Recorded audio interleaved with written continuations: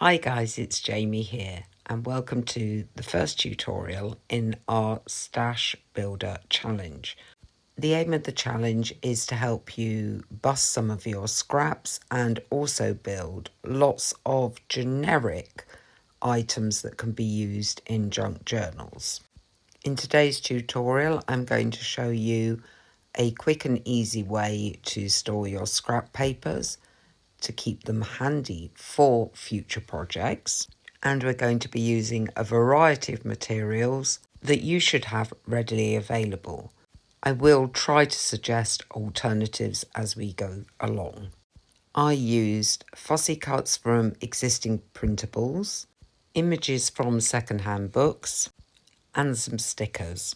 I did try to limit the sources for my masterboards.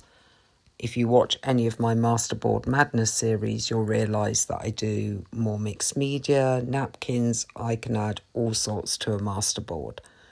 However, for the purposes of being able to include as many people as possible in these tutorials, I've kept it pretty simple.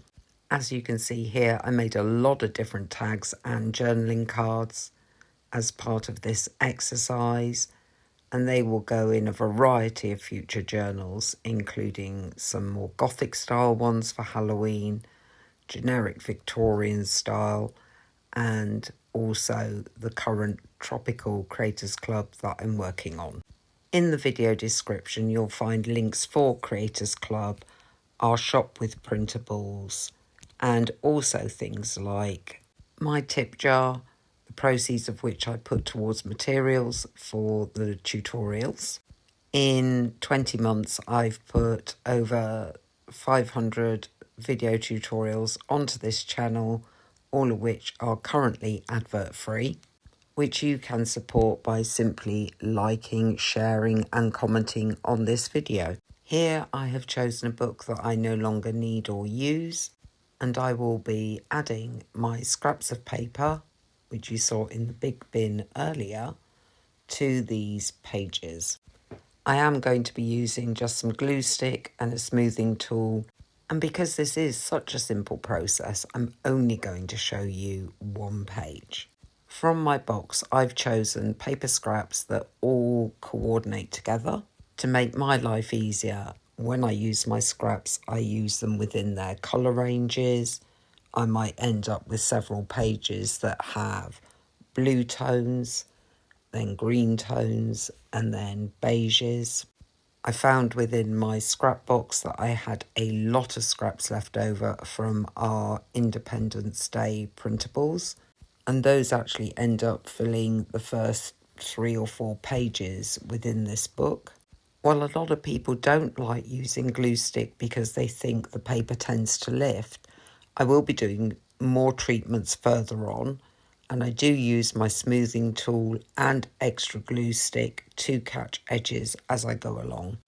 The next piece I add to this page does have this Independence Day girl on it, which I don't particularly want on my finished masterboard, so I just use another scrap of paper to cover her up. So as you can see, this process is pretty basic and straightforward. I'm mixing and matching my scraps of papers onto one side of a book page. I got the idea of using a book for this process from Elizabeth in our design team. However, I have used free magazines in the past to do a similar way to store scraps of paper and have some ready-made masterboards. Here's an example of one of the free magazines I use. It's just a local one that comes about once a month through my letterbox, and as you can see, I've made lots of masterboards into the magazine. Now I've filled up quite a few of these book pages. I'm choosing some for my giant tags for my Tropical Creator Club. Therefore, I'm looking for the brightest backgrounds that I can find. I'm going to be using the bright orange paper that I made for this journal as backing paper for these giant tags. Because I will be neatening up the tags by cutting them into shape when they're dry, I'm just making sure there's a good layer of glue over the whole page. and really smoothing everything down. I do put a fair bit of pressure onto this because glue stick isn't the firmest glue, but it is the one that causes the least creases, and I'm trying to use my orange sides as journaling areas, so I don't want the paper too wrinkly. But equally, I don't want the backing paper coming away from the masterboard. Therefore, I'm trying to get a good adhesion. Here's all the book pages that I chose to use that have been backed. I do also have one of the magazine masterboards that I'm going to use as well. But the first thing I want to do is cut these into my tag shapes. To get the shape at the top of the card, I have a piece of plastic which I've cut the corners off, and I simply line it up and trim both sides. I rarely eyeball things. I prefer to measure, so I've marked up where I'm going to punch the hole, which will be used for the tag ribbon. Having got my first giant tag sorted out, I'm going to quickly show you how I construct a very simple collage. I work in odd numbers when it comes to collage. The easiest one for me to do is a 3-piece collage, but I will also sometimes do 5 and 7. In this particular project, I don't always stick with my odd numbers, but if you do use the odd numbers, you tend to have a more successful collage. The odd numbers rule is particularly helpful when you're first starting out doing these Masterboard collage style tags for journals. Here you can see a lot of the rule of 3 or odd numbers in action with these tropical journal cards and the giant tags. As this was a stash builder challenge, I did want to show you also some other things that can be made that didn't necessarily have to come from printables and a kit. So I've used some of the magazine masterboards, added different backings that were just sitting in old files and scrap boxes, and I'm cutting these up to make different size journal cards and tags.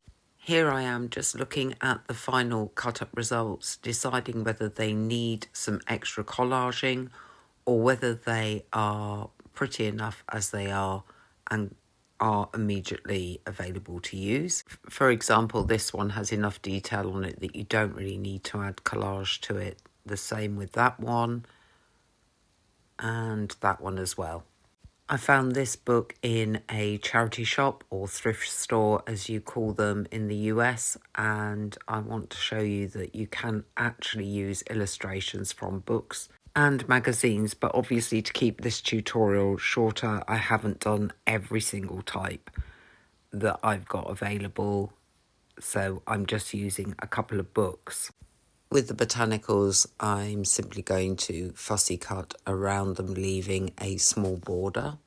An alternative to using a Pritt stick is to use Mod Podge, white glue. Here I'm using a matte medium, which I'm applying with my big glue brush that also sometimes gets used in paintings as well. I do still smooth everything down and try to make sure that everything's caught onto the matte medium. I'm also going to protect the top of it with another coat of matte medium and even smooth that over to try to take some of the brush marks out of it before it dries. This is one of my favourite effects to do, to take an old photograph or picture and then to add a frame onto it at a slightly skewed angle.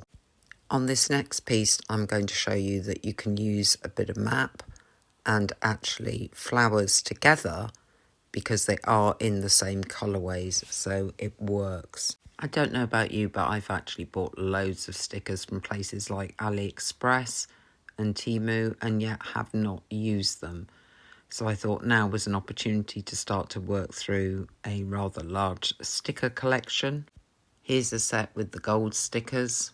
And while I sign off for today, I'll just let you look through a few of the ones that I've done. I didn't even count them up, there were a lot. If you have enjoyed this first of the Stash Buster challenge, don't forget to give the video a like, subscribe, comment, and turn your notifications on to catch the next tutorial.